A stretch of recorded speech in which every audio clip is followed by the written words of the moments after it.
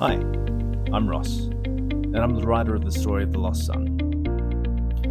I'm the youngest son of an immigrant family from Hong Kong, and this is a story about how I found my father's lost family after 70 years, and how I learned a little bit about my history and about myself along the way. Being the youngest of three, I'm the first to admit that I'm the most spoiled. Like many immigrant stories, my parents sacrificed so much and struggled so much so that their children could have a better life. And in one of life's ironies, the youngest son decided to leave and choose his own struggle. And what better way to do that than to become a Hollywood actor? Tiger parents are thrilled about that one, but that's what happened. And after 15 years, I found myself a little disillusioned. I think Hollywood and the career has a way of doing that. So you might have seen me in Stitches or Mr. Robot, or you might have even seen me managing the occasional Hollywood hotel. But I think it was about early last year. I'd gotten a bit disillusioned with the career, and I was feeling burned out. So I decided I need to get away and reset. And somebody told me I just need to go back to Vietnam and just, I suppose, find myself, as cliche as it is. It's exactly what Dave Chappelle did back in the early 2000s, right? He went back to Africa, but I'm not turning down any kind of $50 million. Um, my father hadn't gone back to Vietnam since the accident, and that was in 1953. Oh, he went back in 2018, and at the time, he'd had a number of black and white photos that he'd kept all his life of his father, um, but he didn't know how to make the most of it to kind of find any information about his dad. He didn't even have his father's name spelled right. You know, um, he went down to the concierge and was like, "Hey, do you know where this is? Do you know where this street is, or do you know where this tombstone might be?" But it's not a lot of detail to give somebody, so he didn't. He wasn't very successful. Now, living in Los Angeles, I'd always made it a point to kind of go back and forth to Sydney to see parents as often as I could, and it was always a nice time. I always tried to surprise mum and dad, give them something to look forward to. Um, but I remember one trip back in 2019, I think it was, and there was one night before bed. I went down to see my parents to say goodnight, and they were going through old family pictures. In particular, dad's side of the photo album, and there was one photo that stopped my dad in his tracks, and I noticed it was a picture of him in Saigon at the age of 5. He's just a little boy, and he's walking down Dong Khoi Street in Ho Chi Minh City, and they're all holding hands, and they look very happy. And that's the last picture they have together. Uh, I think it was about a month later. My grandfather was in an automobile accident, and and my grandmother and my father left Vietnam and never went back.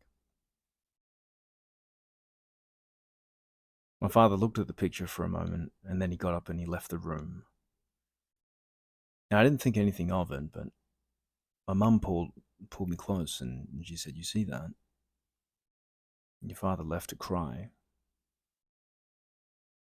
You know, it's almost as if she wanted to make sure that I knew that underneath this tiger dad exterior, this stoic, selfless uh, tiger dad, there was a deep river of emotion. You know, this is a man that never prioritized his own feelings and never made space for his own feelings. I remember looking at the picture of my grandfather.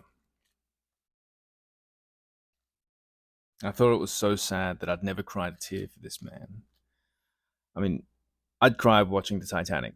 I had cried when Cristiano Ronaldo re-signed for Manchester United in 2021, but for my own grandfather, I'd never shed a tear, and I thought that was so sad. I thought that was such a shame. Last year, before I headed to Vietnam, I went to my dad and I said, "Do you want me to try and find your family?" Because I knew that if I didn't ask, he never would. And he looked at me, and I think he realized that this would be like the last chance.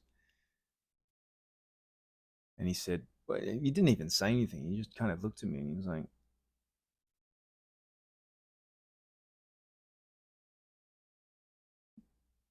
and that's about as enthusiastic as you're ever going to have a tiger dad ask you for help or admit that he wanted help. So I got to writing. I put together a Facebook post, on the recommendation of Jess Fu. Shout out to Jess Fu, who is the who's who of Vietnamese American community. She's so generous with her time. Thank you. And I got to writing a little post for my dad. I wrote his life story. I put a couple of pictures and I uploaded them to a Facebook group called Subtle Viet Traits. And then we got a little bit of feedback. A few people said, "Oh, that's where this street is. That's where Dong Quoi Street is. Oh, it looks like your uncle's family may have been wealthy during those years, because of the clothes that they are wearing." But it wasn't until someone from Subtle Viet Traits referred me to Viet Cali, and they said, "You know what? You're on the wrong Facebook page. Viet Cali, that's where the old school Vietnamese are. Because all the Vietnamese uncles, they're on Facebook." So I posted it onto that site, and I went to show my dad. He looked at the little post that I'd read. He looked at the post that I'd written, and he said, "Good job, but I think it's impossible. I think it's too late, son." And so as I went for a walk, I decided to film myself because that's what you do in 2024. You got to film yourself, otherwise it didn't happen.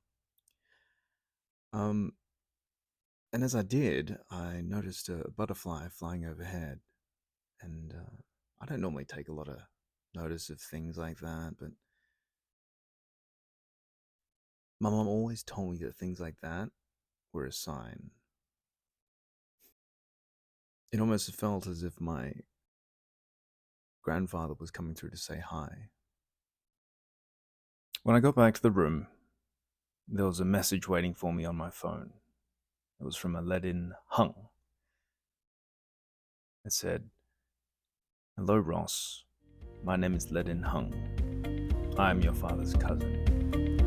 We, the Lei family, have been looking for your father all these years.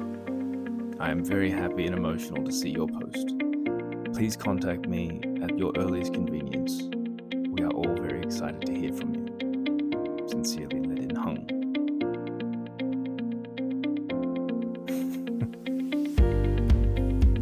And that's where this story begins. In the next episode, we'll dive into my journey into Vietnam and also what it was like for my father to follow in my footsteps, funnily enough. If this story resonates with you, or if you've lost family, or you want to get back in touch with family, leave a comment, like, and follow along with the story. Oh, there's also an Instagram page as well. So thanks for tuning in.